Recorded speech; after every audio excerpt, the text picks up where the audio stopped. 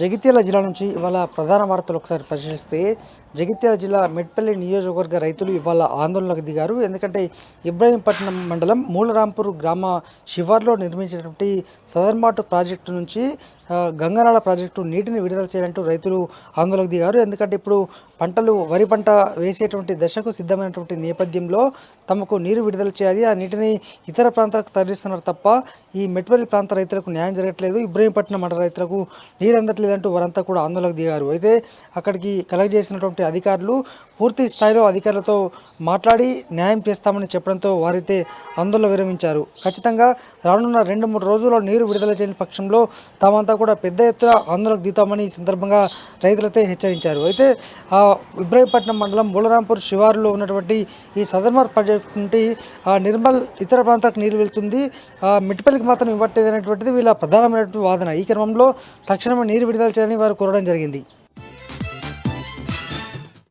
మరొక ప్రధాన వార్త, జగిత్యాల జిల్లా ధర్మపురి నియోజకవర్గంలో అలాగే జగిత్యాల జిల్లా వ్యాప్తంగా కూడా కోతుల బెడద తీవ్రమైన విషయం మనకు తెలిసిందే. నిత్యము ఏదో ఒక చోట కోతుల బెడతో గాయపడుతూనే ఉన్నారు. కోతుల దాడిలో కూడా అనేక మంది గాయపడ్డటువంటి సందర్భం. ఈ క్రమంలో మొన్నటి ఎన్నికల్లో సర్పంచులు ఇచ్చినటువంటి హామీ మేరకు కొద్దిమంది ఏకంగా తాము గెలిస్తే సర్పంచ్ సంబంధించినటువంటి అంటే తమను గెలిపిస్తే కోతుల బెడద నివారిస్తాము, కుక్కల బెడద నివారిస్తాము కూడా అనేక మంది హామీ ఇచ్చారు. ఈ క్రమంలో కొద్దిమంది అయితే తమ హామీని నెరవేర్చుకుంటున్నారు. ధర్మపురిలోని లొత్తునూరు గ్రామం చెందినటువంటి ఆ గ్రామ సర్పంచ్ పూర్తి స్థాయిలో కోతుల బెడదను నివారించడం కోసము ఇతర జిల్లా నుంచి ఉన్నటువంటి కోతులు పట్టేటువంటి వ్యక్తులను తీసుకొచ్చి వారికి తలా ఇంత అంటూ చెల్లించి మొత్తంగా అనేక కోతులను కూడా వందల సంఖ్యలో కోతులను అటవీ ప్రాంతంలో వదిలిపెట్టడం జరిగింది. మొత్తంగా కోతుల బెడద జిల్లా వ్యాప్తంగా ఉన్నప్పటికీ ఇట్లా ఒక్కొక్క గ్రామంలో సర్పంచులు చొరవ తీసుకుని ఈ విధంగా చేయడంపై